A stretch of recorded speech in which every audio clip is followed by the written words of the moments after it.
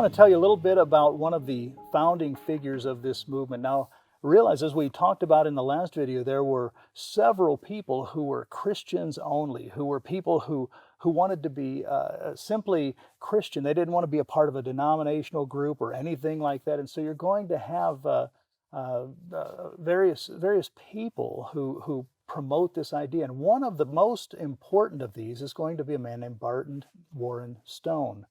Barton Stone was born in Port Tobacco, Maryland on December 24th in 1772.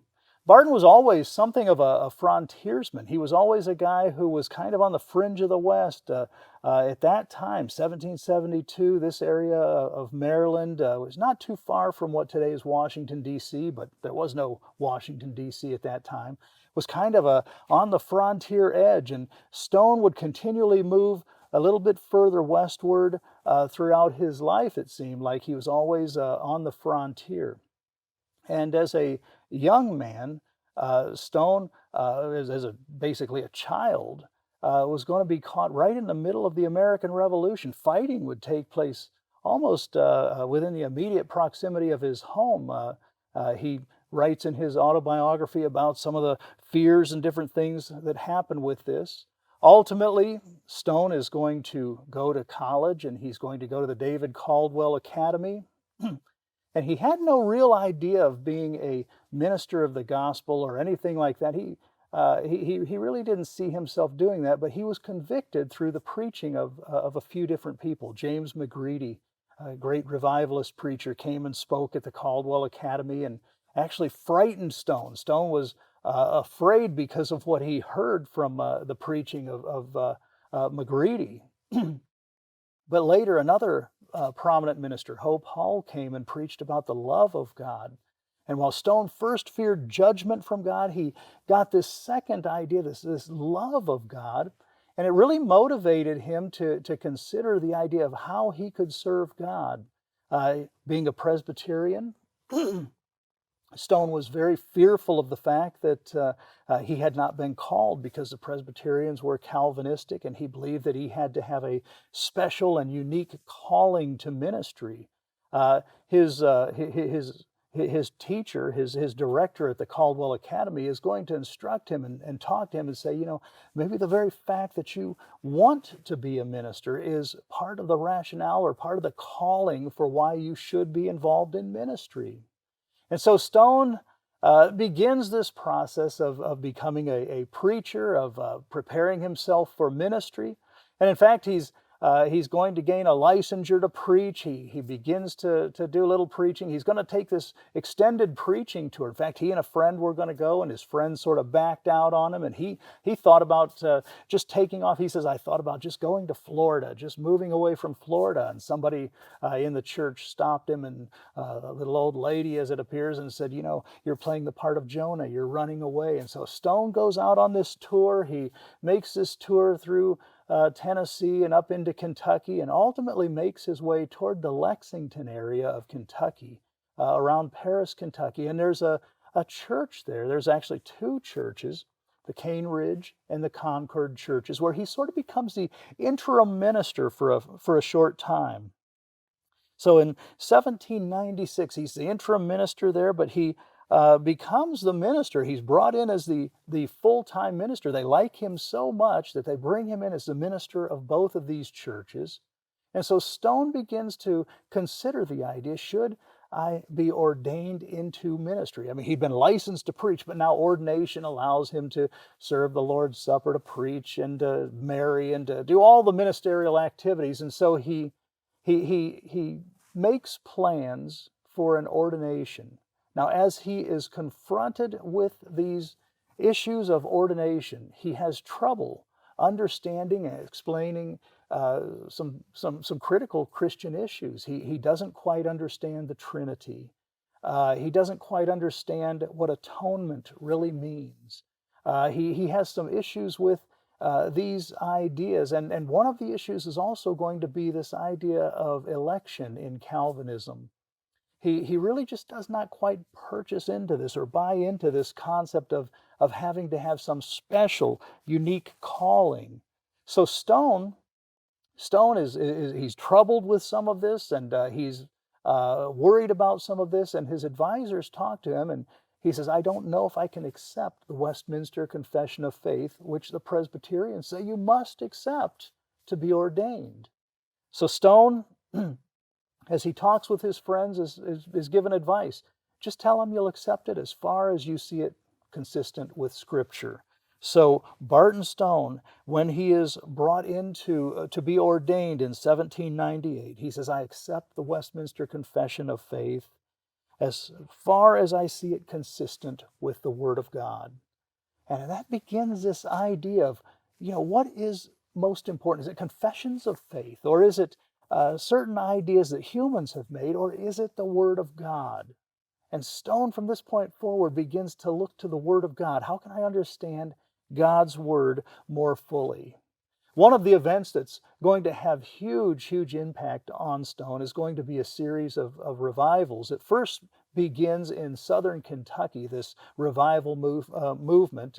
James McGreedy, the fellow who first scared him at a series of small churches in Logan County, Kentucky, holds this revival meeting, this big camp meeting revival. And Stone is so impressed with it, he decides he's going to hold the same type of revival in Kentucky at the Cane Ridge Church. And so there's this large, massive revival. Some people say up to 30,000 people. Others say probably 10,000, 20,000. But in any event, a very, very large revival that takes place at the Cane Ridge Church lasts for about a week. And this is going to be in August of 1801. And it is such a dramatic event. For Barton Stone, he never forgets it throughout the remainder of his life. It's one of those things that just colors his thought for the rest of his life.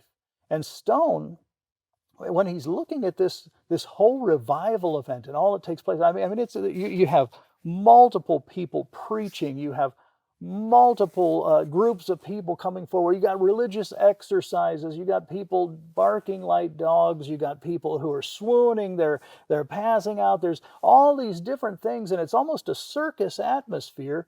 But Barton Stone looks at it and says, but people are being brought to the Lord. People are being brought to Christ. And he is convinced that this was something very dynamic, something of incredible importance.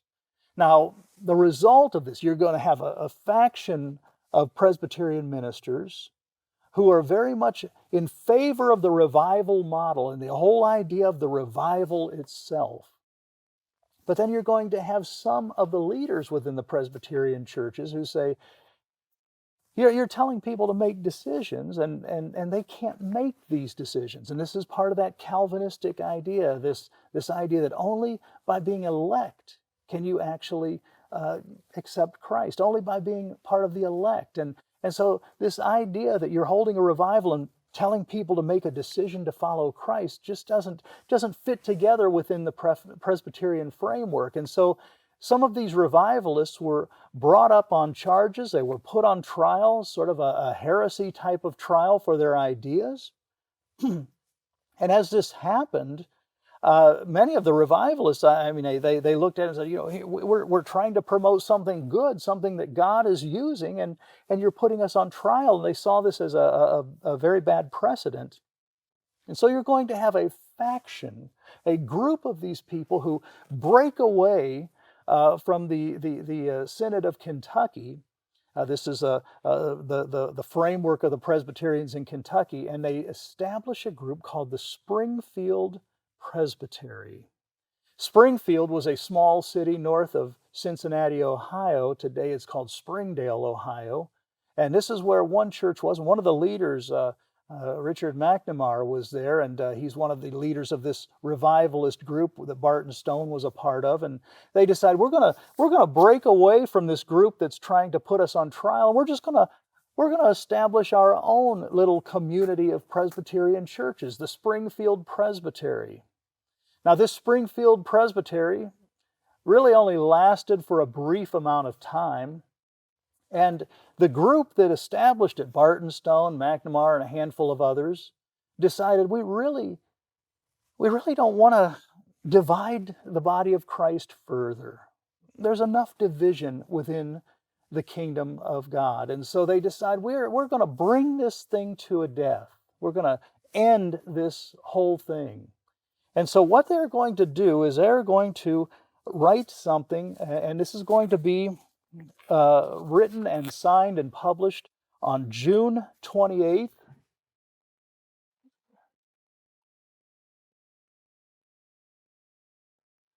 1804. And the document that they're going to write or produce is called the Last Will and Testament of the Springfield Presbytery. The Last Will and Testament of the Springfield Presbytery. Now, I bring this to your attention because many people say this date, this June 28th, 1804, this date is really the date when the Restoration Movement has its formal beginning. As Stone and his colleagues put together this document, and it's as if this Springfield Presbytery were a living and breathing person, and they're saying this is its last will, its last testament, this is the end of it. They said we're going to eliminate, it's going to die off, and it's not going to exist anymore, and here's what we will to happen. Here's what this Springfield Presbytery wills to happen. Now, there's a number of things available. You can look up the Last Will and Testament on the internet. It's very available, very easy to come by. But one of the most famous statements from it, and this is the first one, it says, "We will that this body die, be dissolved, and sink into union with the body of Christ at large. For there is but one body and one Spirit, even as we are called in one hope for our calling." So this document called for Christian unity. But as Stone and his others went on, they talked about going back to the Bible and focusing on biblical ideas. So this idea of unity, the idea of truth or restoring New Testament ideas plays itself out very significantly. And also, they did this because they thought this is the best way that we can reach our world for Christ, that we can share Christ with our world. So Barton Stone, this great revival inspires him to sort of develop this concept of getting back to a way where we can reach the world for Christ. And the Springfield Presbytery and the Last Will and Testament of the Springfield Presbytery are going to be significant for this. As Stone goes forward, he's pretty much banished from the Presbyterian Church and kicked out. He's no longer a part of the Presbyterian Church, and he begins to advocate that he and some others who will follow along with him, that they are simply Christians, that they're nothing more. They're just Christians, followers of Christ, not a part of a denominational group, not a part of any other fellowship, just simply Christian. And so as he goes on continuing his ministry, he's going to preach and teach and advocate for Christ in many different areas, many different ways. And as he does this, more and more people seem to join on with this group that sometimes they're called the Kentucky Christians. And eventually, Barton Stone and his followers are going to have a unit. They're going to realize that many of the ideas, we haven't yet talked about Campbell and the Campbell movement, but Campbell's ideas are going to emerge as well. And the ideas of Stone and Campbell are going to be very similar. And over a series of meetings that took place 1832, around 1831 to 32, there's going to be this effort to unite these two groups into one group. And it's going to be a Christmas and a New Year's meeting. And Barton Stone will be a part of this. And he sees this as one of the critical works of his life. One of the most important things that he can accomplish is uniting with the Campbell movement. Because you see, when he unites, is that idea of unity is put into practice. And this idea that they could come together, they could focus on reaching biblical truth and taking the message of Christ to the world and expanding who they are and their influence. And so Barton Stone will be very influential in this. He will, throughout the remainder of his life, be an advocate of Christian unity and biblical truth. Barton Stone will travel and preach in various different areas around the country. In 1841, he suffered a debilitating stroke. And it's going to be a difficult time for him. He would live the rest of his life in Hannibal, Missouri, with his daughter, and in fact, his grandchildren were very close friends with Mark Twain. There's probably no doubt about the fact that Mark Twain knew who he was, and one of Mark Twain's closest friends was Barton Stone's grandson, and so there was a connection there between these two. Stone died at his home, or at his daughter's home, on November 9th, 1844. And eventually his body would be moved back to that Cane Ridge Church, that church just outside of Paris, Kentucky. It's a large ridge outside of Paris, Kentucky. Daniel Boone actually first brought settlers to the area and established the church there, recommended the place as a site for the establishment of a church. And so his body would be taken there and buried there. And even today, there's a marker there for Barton Stone as one of the critical leaders, one of the early leaders who helped bring about this restoration movement and promote this idea of the unity and the truth of God's word for the purpose of winning the world to Christ. So that's the story of Barton Stone. And we'll have a few other stories as we go into the history of this movement and where this movement goes.